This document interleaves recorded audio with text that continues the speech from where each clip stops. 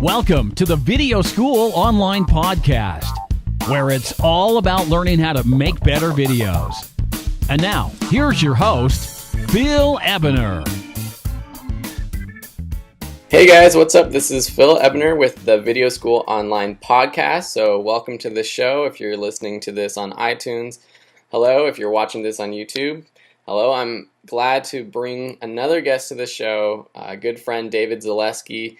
We are both LMU Film School alumni, so that's where our roots began. But David is a great filmmaker. He is an animator, and he is the founder, owner, and creator of HedgehogSoup.com, which is a daily comic, the punniest comic on the web, and I check it out daily, and he is a really funny guy, so this is going to be a great interview, and I'm happy to have him on board. Hello, David. Hello, Phil. Thank you for the intro. I hope I can keep it funny. That's a lot of pressure, but I'll give it a shot. I'm sure it's going to be great. So today we're going to be talking about David's journey into film school, get some advice for all of you listeners. For everyone out there, this podcast is for videoschoolonline.com, so go ahead and check that out in your free time. There's lots of free tips, tricks, and tutorials. I also have some online classes if you're interested in learning how to make better videos. So go ahead and check that out. And so let's get started. David, first of all, how are you doing? I'm doing great. Good evening, Phil. This is really fun. Thank you for having me on this. Yeah, it's great. So let's talk about your introduction to film and to being a creative. What was it that, were you always creative? Were you, always drawing when you were a kid? Because David is a great animator. He made a couple animated films in college, and in all of his videos he had animated segments to them, and now he's, doing his own comics. So I wonder, how did you get into that? Well, I started when I was when I was 6 years old. And I was in second grade, and I had a really weird teacher named Mrs. Shaw, who I actually kind of grew to like as I got older, because I didn't know that she really liked me at the time, but apparently she did. I was like one of her favorite students. But she was really strict, so I would just kind of try and find things to do in her class that didn't involve me having to pay attention to her weird hair and lectures. And she had, and she used to smoke a lot outside. And while she was smoking outside, which, by the way, you're not supposed to do at a school with elementary school kids in it, so she turned on Reading Rainbow to keep us entertained, I guess, while she was out there smoking a cigarette. And there was this Reading Rainbow episode about covering like cartoonists, and I'd always loved reading cartoons, even at that young of an age, but I didn't know you could. I didn't make the connection that people did that. That was a human hand that did that, and I saw people drawing and people having a lot of fun with it and being funny. And I went home that day and I kind of thought, I can do that. So I sat down and I drew my first comic, which was a 6-panel comic about a guy who eats a donut and then gets food poisoning. It's nice. Awful. Well, it wasn't funny at all, but I was 6, and it was really charming now that I look back at it. And it's going to be hanging on my wall soon, because it's kind of started this path in my life of going back to that as sort of a way to center myself. Mm-hmm. And I was a really shy kid. I didn't have many friends in elementary school. I didn't have any friends in elementary school. So that was the thing I kind of did to keep myself company. I would create characters, and I'd have them talk to each other, and then kind of felt like they were talking to me, and it sort of became a sociological obsession just to keep myself, give myself some company as a kid. Awesome. Yeah, and then as I got friends and everything, I still continued it. It's just always the thing that I go back to whenever I feel alone or down on myself. It's a real centering piece in my life. Cool. So did you, after you became that kind of artist, did you know that you wanted to get into filmmaking at an early age, or was that when you were applying to colleges? Did you just decide to apply to some film schools? Yeah, that's a good question. I didn't know that I wanted to do film. I didn't even know I wanted to do animation. I wanted to be a cartoonist. That's the thing I wanted to do. But in high school and then graduating high school, I didn't know how to make that happen. I didn't know there were things called syndicates that you submitted your stuff to, and that, you know, they put you in papers. And this was around the time papers were dying anyway, so like no one was hiring cartoonists really, or editorializers. How does that work? Because I don't know how that works. And is that still how it works today? Yeah. So what happened traditionally is if you're a cartoonist, you'd submit your work to different syndicates, which are companies that distribute your material to newspapers and online newspapers and things like that. So there's, you know, Universal UClick is a big one. There's a Creator Syndicate. There's a lot of different ones out there, but they mainly cater to newspapers, which of course are not doing very well. Yeah. And this is another reason why those like advice column kind of things kind of are tanking now, just because print media is kind of dead. Yeah. But yeah, you submit your stuff, and if they like it, they'll write a contract with you, and then you start producing material for them. Nice. Yeah. So then, what got you to apply to LMU Film School?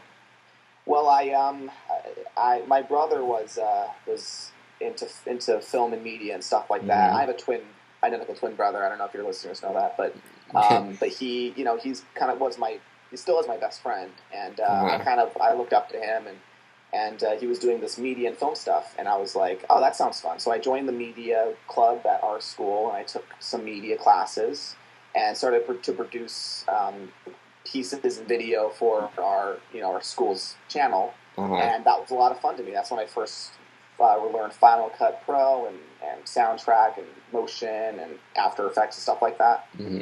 Was doing that, and I did that for a couple of years, and it was a lot of, you know, the lieutenant governor of our state, I'm from Hawaii, he came down to our school and did a little rally, and it was such a clear attempt to grab early voters because he was going to run for governor in about 3 years, and he knew that these were going to be legal voters. So he came down cynically to be like, "Hey, I'm the lieutenant governor."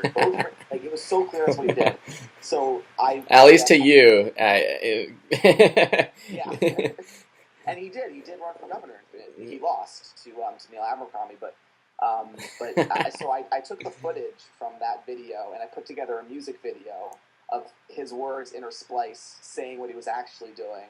So it was a music video, and I put them together saying things like, "I forced myself to care about you." Wow, so you were like doing this before that was popular on YouTube. Yeah, I bring that up because that was my first time dabbling into something that making fun of power, making fun of people in power. They actually aired that on the school's broadcast. Like, everybody watched it. Like 2,000 kids watched this. That's why he didn't win the election. I'm sorry? That's why he didn't win the election, because all the kids in the school saw your video. I hope so. That would be awesome to know I have that kind of power. But I offended like half the students and staff, and I got like angry like letters and emails, and I just thought, awesome. That's just awesome. I need to keep doing this. Yeah. Just defending people like that. It was just a lot of fun. So that's what started. And anyway, I took those classes, and I realized that I wanted to get into doing this more. So I started to research film and television universities, and LMU, USC, Pitzer, Chapman. These were all ones that came up.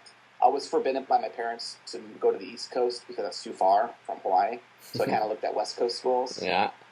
And LMU was the one I chose.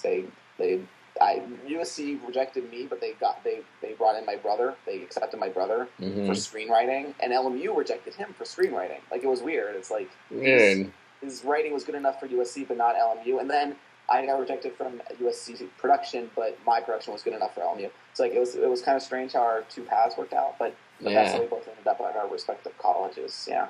Cool. Well, I think it was all meant to be, because it seems like the path has been laid out for you, and I think good things are going to come. Thank you. And I met you. Yep. Which is, we met each other. We were in the same class, and I mean, one of the best experiences we had was studying abroad in Germany. And I talked about this before in a previous podcast with Vince Patton, who was also in Germany. But let's talk a little bit about Germany and studying abroad, because that was our first real experience of, we had to produce our own thesis projects as juniors, and that was a lot of work, but it was really fun being in Europe getting to decide what our topic was going to be. The entire study abroad program was centered around filmmaking, and so we had all like filmmaking classes, and then we had about 2 weeks to shoot, and then like a month just to edit. It was crazy. It was crazy. So talk to me about what your topic was and how you ended up choosing the topic. I mean, I know what your topic was, but talk about that to our listeners, and how you incorporated, your passion for comics and animation into that documentary. Sure. Well, my topic for my documentary, I decided to do it on. Well, first I'll preface this with I knew I didn't want to do a documentary that followed the same pattern as every other documentary you've ever seen. And it's not to say I did anything different. I just decided to do it in a humorous context. So my documentary focused on the influx of McDonald's into Europe. It was about a 15-minute or something documentary. Yeah. And I really wanted to film a baker or a restaurant owner who is there since the beginning of time and makes the food early and prepares it and really cares about her customers, and they come in and they patronize the store, and then it's a business. That's a very charming old European way of doing things. It's the way America used to do things before we lost our minds and elected Ronald Reagan, and everything just kind of went downhill from there. But yeah, I got an interview with this woman named oh God, what was her name? Angelica Leitner or something. I'm totally butchering her last name, but she's this really wonderful old bakery shop owner. And this was in Germany. This was in Germany. This was in Roysdorf, a little north of Bonn. Mm-hmm. She had this great bakery, and she took me around, and we filmed her opening it up and servicing the customers, and they bake all the fresh bread, and this. It's just the family comes in and they buy loaves of bread for the thing. It's just really charming and everything. And then I wanted to get an interview with a McDonald's person, like a spokesperson, to talk about McDonald's in Europe. And I was just going to intersplice those two things together, and just show the context between her, this old school way of doing things, and this new way of McDonald's coming in there. Anyway, the McDonald's woman decided that she would talk to me, but then bailed out at the last minute because the company got really scared. Like, they didn't know what I was doing. And so we ended up, me, John Bessler, who was a friend of mine, and his uncle Marcos ended up standing around an auto show waiting for a phone call that never happened. And she just bailed on me. My interview just bailed on me. I wasn't going to make it a sarcastic or cynical documentary before that, but I was so mad she bailed on me. So John and I decided, okay, screw her. So we went around to different McDonald's and just filmed the people there. Just the fat, lazy, dumb, eating the McDonald's people there. Yeah. And all those shenanigans that went down. So we had a bunch of hidden cameras in there, and then put a documentary together that interspliced those moments with the charming moments, and just showed how that is just something that they should avoid. Mm-hmm. It was sort of a satirical look at the different cultures, and how American culture bleeding into European culture is going to ultimately ruin the European culture. So that's the way I decided to put it together, and I ultimately think it was pretty successful. I really enjoyed that project. Yeah, it was great. What were some of, aside from, having your interviewee bail on you, what were some of the, struggles of coming up with the topic and, just from ground zero, like building a topic, finding subjects? Because sometimes, people might have an idea in their head, like, I love skiing, or I love, chalkboards or whatever, and they want to make a movie about it or a video about it, but they don't know how to start. So what advice do you have for, once people have an idea, what's the next step, and what's going to actually get people to, instead of just having the idea in their head forever, to actually get out there and make something? Well, I would say the first step is to work on your interpersonal skills, because that was a big challenge for me, was trying to be the kind of person who could approach strangers and be like, hey, can I stick a camera in your face and have you talk about your most personal moments and fears and struggles and stuff? Yeah. People don't usually want to talk about that with just anybody. And if you're not used to talking with people and you're not used to connecting with them emotionally and getting them to relate to you, it's just never going to happen. So if you have a passion, I think, for a specific topic and you want to do a really meaningful documentary, one of the big first steps is to get to know the people involved really well, and to get over your own inhibitions about approach. I mean, because it's really scary. You're approaching like strangers. They could be anybody, you know. Yeah. And you have a lot of knots in your stomach when you're doing it, but you got to push past that.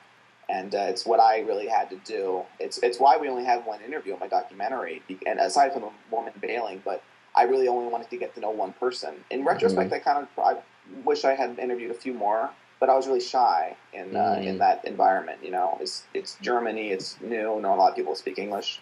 But if you're making a documentary about a subject you're passionate about, honing in on that is pretty paramount to most anything else. And the other thing is to make sure it's something that you really are passionate about, the topic. It's people can smell bullshit kind of a mile away. They know when you're making something that you're not necessarily into, whether it be narrative or documentary. There's just something about it. It's like watching bad special effects. It's like your eye notices something off about it. So if it's a topic you just go inside your head like, I could do that. That might be interesting. That tone is going to translate onto screen. People are going to go, all right, well, I guess that was interesting. But if it's something you're really passionate about, like the environment, or like what I was with McDonald's, or with you were with your bike documentary, which was wonderful, or Sam with his documentary, that's going to shine through. They're going to see that passion because you're going to put so much time and effort into it that you're going to get lost in it, and then people are going to watch it and be like, that was phenomenal. Yeah, and I guess I feel like, well, speaking of my bike documentary, like I said, I was very passionate about that. And it's something that lately I've been struggling to find something that I'm as passionate about to make my next documentary. Because I'm always thinking or wishing that, wondering when I'm going to make my next documentary. I hope to make like a feature-length documentary sometime in the nearer future. But I just haven't found that topic yet that I'm so passionate about that I'm going to spend, hours and hours and nights thinking about and producing and sweating and crying over, because that's what it takes to make a great film. Motivation is like that. I think everybody, whether you are coming out of film school or you're just starting out, which is actually just harder if you're not coming out of film school, you go through this depression, like this slump, and where you're just not motivated to do anything. It takes a lot of external stimulus, especially in college or with your family or peers, to get you motivated for a specific subject. Yeah. And when it's just you deciding to launch your career, the motivation factor is huge. And a lot of people my age and at whatever age you are, really, that's a big problem. If you're asking like, how do you find the inspiration for a topic, that's an interesting question. I'm not sure if I have the answer for that, but I think the first step is what would you be doing if you had nothing to do?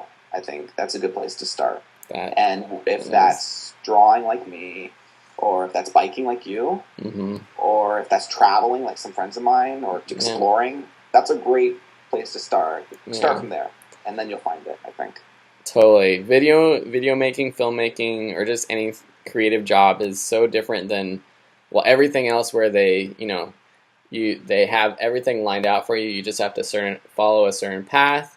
You get you interview with a certain person, and then your job is going to be a certain thing every day after that. And if you love it, that's good, because then you're going to love it and it's going to be the same. But as creators, we kind of have to build that job for ourselves, or that film or whatever, and it is hard to get that started. I find so.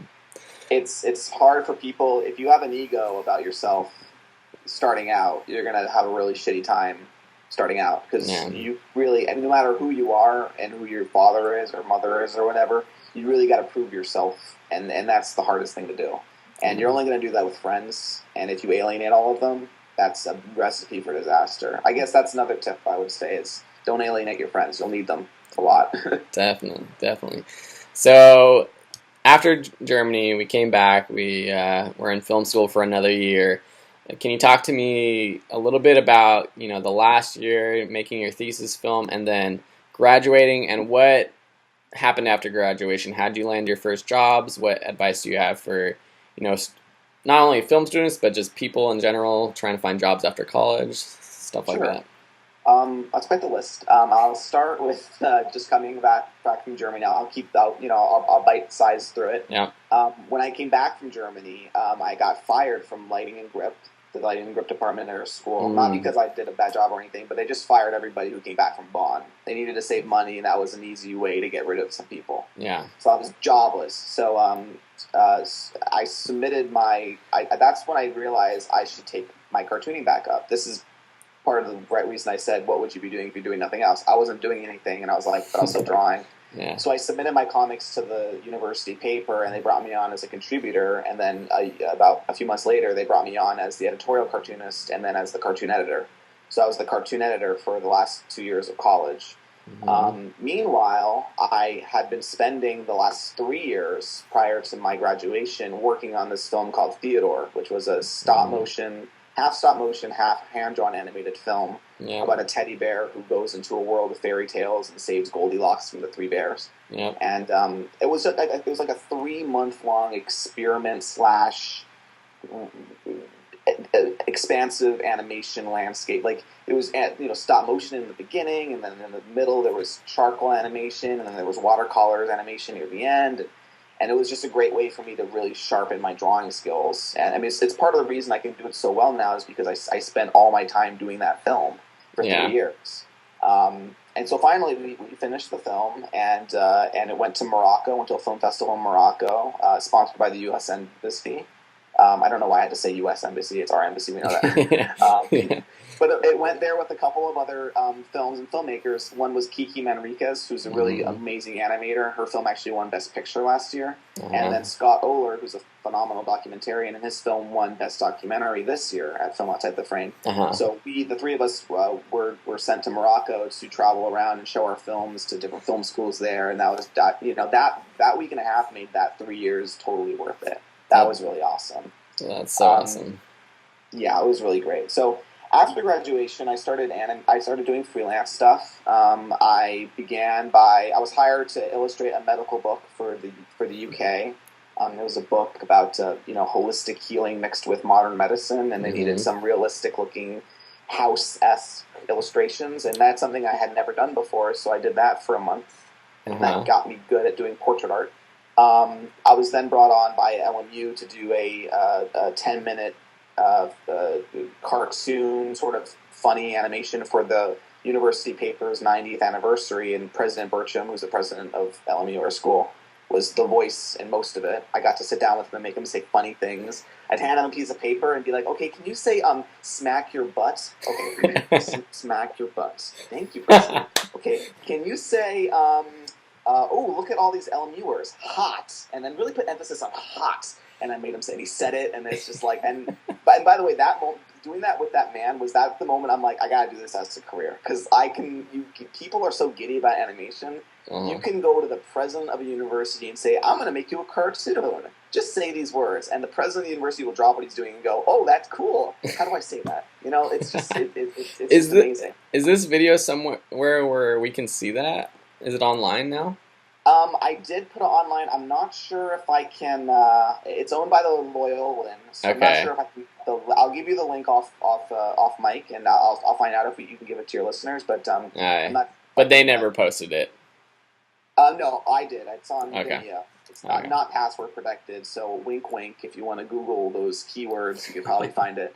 But I'll give you the link after. All right, cool. So yeah, that was about a couple months of work, and then I did some animation, and then I was brought on as an animator for a web series for Loyola Productions, this independent Catholic production company.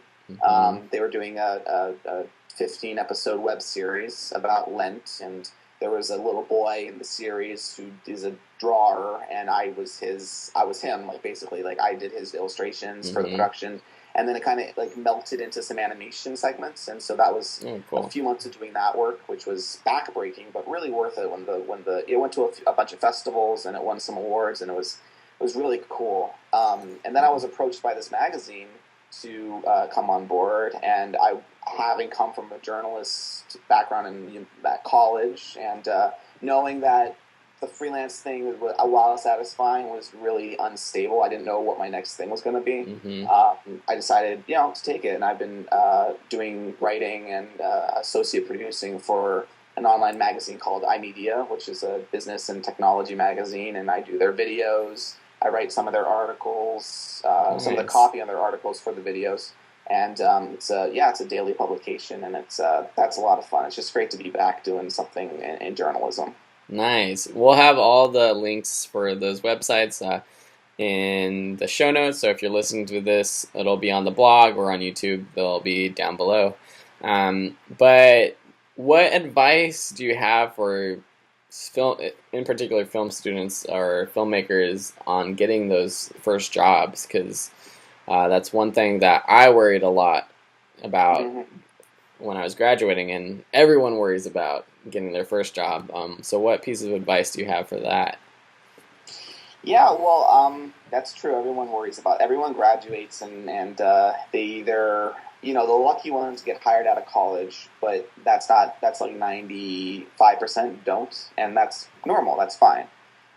So yeah, first step is don't be upset about your friends who do get hired out of college. It's going to happen. There's just going to be a few stars that happens, The second thing is you really got to know. I mean, I know it's weird to say like you have to know what you want to do this young, because we're all young, and it's kind of unfair to say that.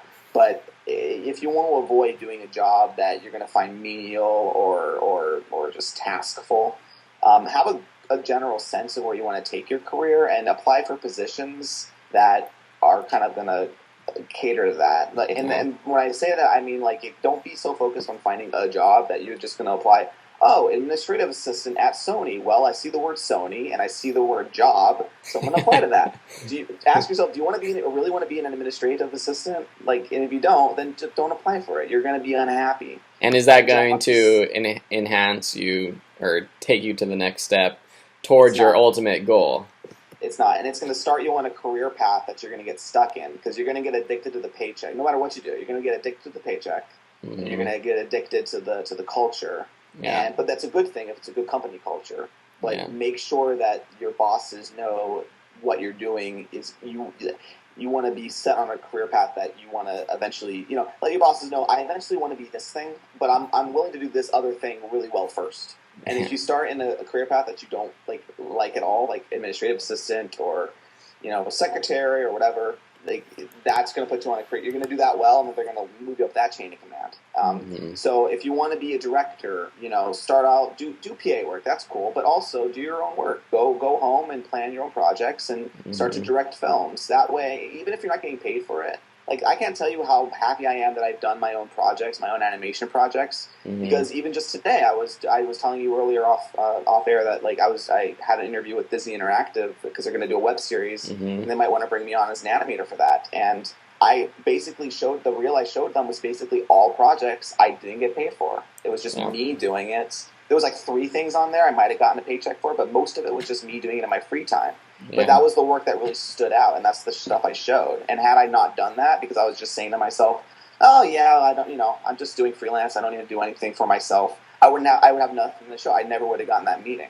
So do your own work if you want to be a director. If you want to be an editor, really do apply for those jobs. If you want to be an administrative assistant, that's cool.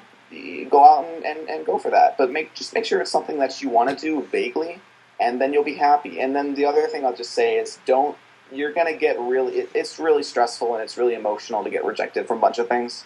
That's just going to happen. You're not going to, every job you apply for is not going to call you back, and that's fine, and you don't want them to. And and if you always take those things just so personally, and you get that knot, I get a terrible knot in my stomach whenever I have failure happen to me, or something big happens to me. It's like this nausea that I feel. And it comes from elementary school stuff, but I've learned that having those feelings that's not a good thing, and you really got to step back and look at it, and it really is true when one door closes. The little doggy door opens and you can stick your foot through. No, that's not how the saying goes. Is that? No. Oh yeah, one door closes, a window opens. That's what it is. But that is kind of true, And you want to get rejected from the jobs you applied for in desperation. I'll just put it that way. That's a good thing. I'm glad I got rejected from a bunch of jobs I applied for because I was like, this is the thing you do after college. You apply for jobs. I got rejected, and I'm so happy that it happened because now I'm at a place that I like. and I'm doing work that I enjoy, and I'm only 23. I got a long way to go, but right now things are good, and it's because it's you just learn from failure. It's survival of failure, and that's life, I think. That's so awesome. Well said. And I think one of the things that stuck out to me the most is that you got this interview with Disney Interactive, and you showed them all this work that you basically did for free. And that's what I've found, interviewing a couple people before, that most of their jobs they're getting are from, doing work either for free or for very cheap, just because it's what they loved. I talked to, before we had a cinematographer on who, he just loves shooting. So during school, he just shot as many movies as he could. Oh, no, he didn't shoot doing school, did he? Oh, that kind of shooting. Oh, okay. Yes. Thanks for that. He filmed in school, and because of those free gigs that he did, it turned into an interview, and it turned into a job. And I hope that this, all your work turns into a job. Which brings me to, we haven't really talked specifically about what your comic is. You started this series, Hedgehog Soup. You can find it at hedgehogsoup.com. It's a great series. It's a daily comic. It literally makes me laugh every time that I see them. I check it out on my Facebook breaks during the day. So let's talk about that. How did you get that started, and what went into starting your own website, and what are you doing to promote it, and what kind of response have you gotten from that? Well, it's a website I started in September, late September of 2012. It was always a goal of mine to be published somewhere, and as I mentioned before, syndicates are kind of dying because print media is dying, and they haven't figured out a business model for digital yet. And I always knew that I wanted a webcomic. I mean, not like a normal webcomic where you put it on. Nothing against WordPress or anything like that, but you can put comics on WordPress and stuff like that. But I wanted to build it from. I'm so OCD. I wanted to build it from the ground up, but I didn't know how to do that. But actually, when I got my current job, they taught me how to write HTML code. And at the time, I'm like, I don't even know this. This is stupid. But then over time, I'm realizing, wait, I can make a website with this information. So I learned it, and I built the site. I started with 30 comics or so initially, just so people had things to look at. And it's very basic. It's only a few months old, but it's very basic. Yeah, like you mentioned, hedgehogsoup.com, and it's my core. It gives me motivation to draw every day, which is something I need. Knowing that I can publish every day, regardless of who's reading, it just is really nice to put it out there. And it's another good example of me not getting paid for something, but I know that's going to pay off for me in the long run, because who knows, maybe later I will want to do an illustration job or something, and that's something I can point to that's online that people can look at, and they'll go, hey, he's been doing this since 2012. This is really cool. And I'm really happy with the response it's gotten so far. Not that the metrics matter to me, but it gets like a few thousand unique visitors a month, and a few thousand page views a month. I have to measure this via a month just because I'm practiced that way with my current job. Yeah. But yeah, I'm really happy people are enjoying it. I've gotten no angry emails so far about any of them. It's pretty adult humor. I should preface it that way. Yeah.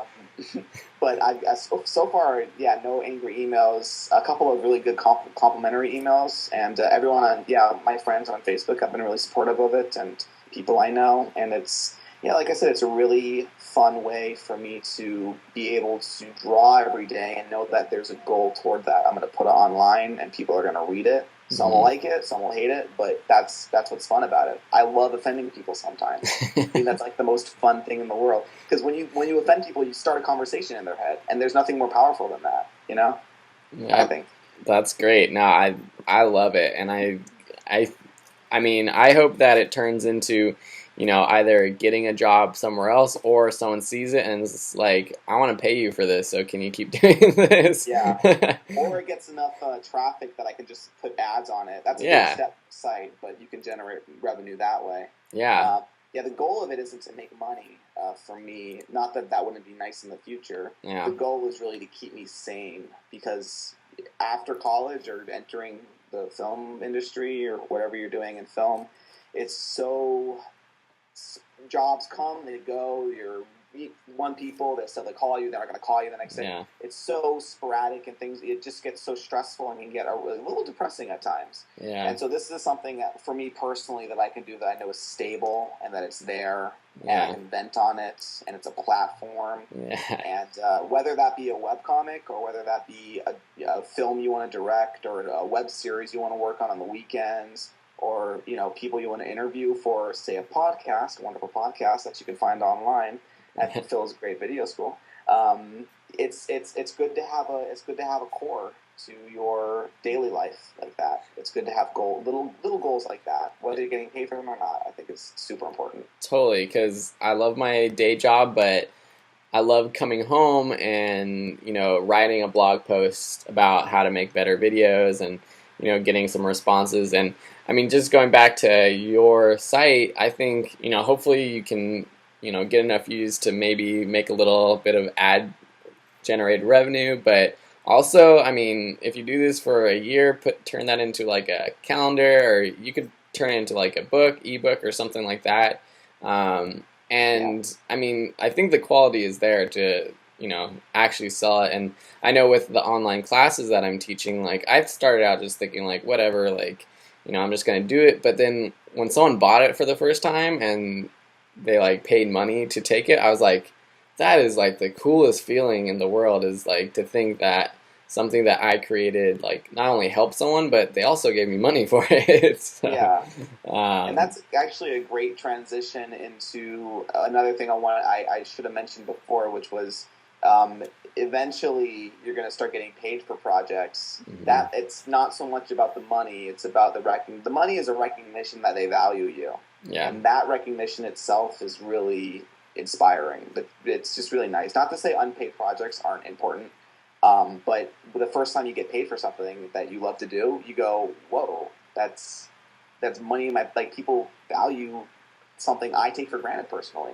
That's really insane. Cool. But yeah, that must have been a wonderful feeling when that happened. That's awesome. Yeah, very cool.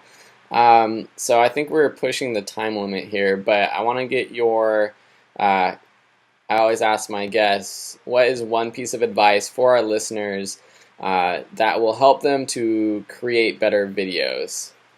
One, whether it's tangible, specifically like trade, like how do you do an animation or whatever you have. What's one piece of advice that will kind of help our listeners? I would say I'm going to swear, but don't bullshit it. Don't do something that you're not passionate about. Don't make a video if it's not something you like, that you want to do. Don't just make it because you're going to make it, Yeah. Make sure it's something that you want to make, because everything else will fall into place. Like, I could say, like, okay, know the programs, have a lot of connections, make the friends, but getting kind of under that, if it's not something that you really want to do, and it's not a video or a project you really want to do, regardless of how many people you get involved, except if you're Michael Bay, and it's not going to be a good video. It's just not. Yeah. So to make a better video, whether it be animation, documentary, film, just make sure that the project and the topic and the story and the humor and the emotion, whatever you got going on in there, is something you really do. Have an honest conversation with yourself and ask yourself if this is something you really want to put time into. And if the answer is yes, more power to you. It's going to be awesome. If the answer is no, take a break and find something else that you want to make a video about. And then, I'm just telling you, everything else will fall into place. Great. Thank you so much, David.